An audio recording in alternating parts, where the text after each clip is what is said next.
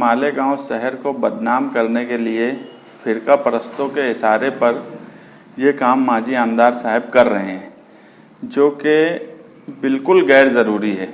इससे सिर्फ एक ही बात होगी कि मालेगांव शहर का नाम बदनाम होगा, कौम का नाम बदनाम होगा और एनआरसी और सीएए के ताल्लुक से हमारी जो शहर की छवि है वो बिल्कुल ख़राब होगी।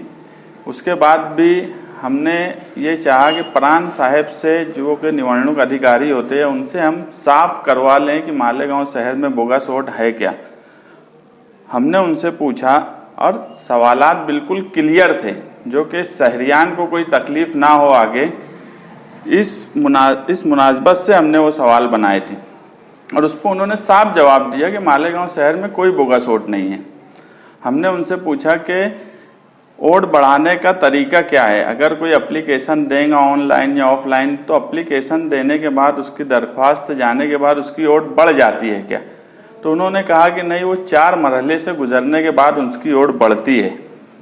वो 4 मरहले पे उन्होंने साफ लिखा कि दरख्वास्त आना एक मरहला हुआ, उसके बाद वो उसको बीएलओ को दिया जाता है, बीएलओ के बाद वो ऑपरेटर लॉगिंग होता, फिर सुपरवाइज़र लॉगिंग होता, फिर एरो लॉगिंग होता और आखिरी में इलेक्शन रिटर्निंग ऑफिसर उसको पास करता है। उसके बाद ही वो वोट बढ़ाई जाती है।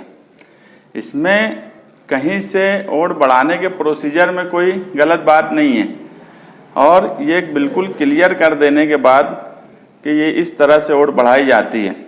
हमने उनसे पूछा कि सरकार ने कहीं पर कोई केंद्र बनाया है क्या, या कोई जगह है क्या जहाँ से आदमी जाकर ऑनलाइन या ऑफलाइन फॉर्म भरे। तो उन्होंने लिखा कि सरकार ने ऐसी कोई जगह नहीं बनाई है।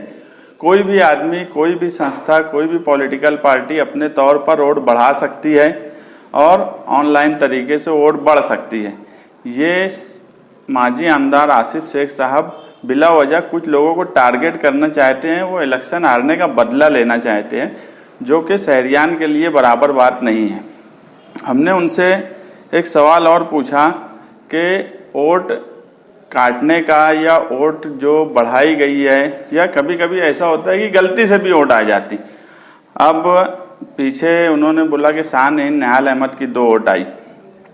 2007 में जब शाह-ए-हिंद इलेक्शन लड़ने वाली थी, उस वक्त अगर आप वो वोट देखेंगे तो उसमें नाम की जगह निहाल अहमद लिखा है और वडिलांच नाव की जगह शाह-ए-हिंद लिखा है। तो उस वक्त निहाल साहब जो है हर चीज़ को बहुत साफ और क्लियर कर देना चाहते थे। वो सियासत में भी बड़ा साफ तरीके से हर काम करते थे। तो उन्होंने कहा कि ये नाम जो है, ये यादी पे जैसा नाम है वैसा ही फॉर्म भरा जाएगा और वैसा ही नाम आएगा। इसलिए उस वक्त 8 नंबर का फॉर्म भरा गया कि नाम दुरुस्त कर दिया जाए। आप दूसरी ओर देखेंगे तो नाम की जगह शाह-ए-हिंद लिखा है और वडिलांच की जगह निहाल अहमद लिखा है। अब हमने जो गलत नाम की वोट थी वो काटने के लिए बोल दिया और नया नाम दिया। उसके बाद अगर डिपार्टमेंट ने वो नाम नहीं काटा तो ये डिपार्टमेंट की गलती है। हमको तो उससे 2 वोट और ये वोट से कोई मतलब नहीं है। और सारा शहर जानता है कि बोगस वोट देने का तरीका क्या है और कांग्रेस पार्टी ये किस तरह से करती है। हर इलेक्शन में जो पढ़े लिखे लोग होते हैं, जो वोट देने के लिए कभी होता है कि वक्त लगता है, उन लोगों की वोट इनके चमचे हवारी मवारी जाके पोलिंग बूथ पे डाल देते हैं। ये बाहर गांव से, पिलखोड़ से, 40 गांव से और दूसरे जगह से ये लोगों को मालेगांव बुलाते हैं बोगस वोट डालने के लिए।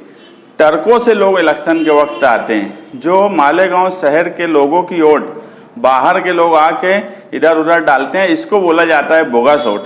उनको सबसे पहले तो बोगस वोट का डिफिनेशन समझ लेना चाहिए कि मेरी वोट कोई और आदमी डाल रहा है तो उसको बोगस वोट बोलेंगे। अब उनका भी बोलने का तरीका बदल गया, उनको भी अब समझ में आ रहा है। जबकि कई वकील से मिले, उनका जो बोलना है कि हम कई वकील से मिले, कई जानकार से मिले, उसके बाद अब उनको कहीं समझा कि बोगस वोट क्या है, तो अब वो डुप्लीकेट वोट की तरफ चले गए। हमारा ये बोलना है कि बोगस वोट का कोई मामला है ही नहीं, ये सिर्फ फिरका परस्तों के इशारे पे किया जा रहा है काम है।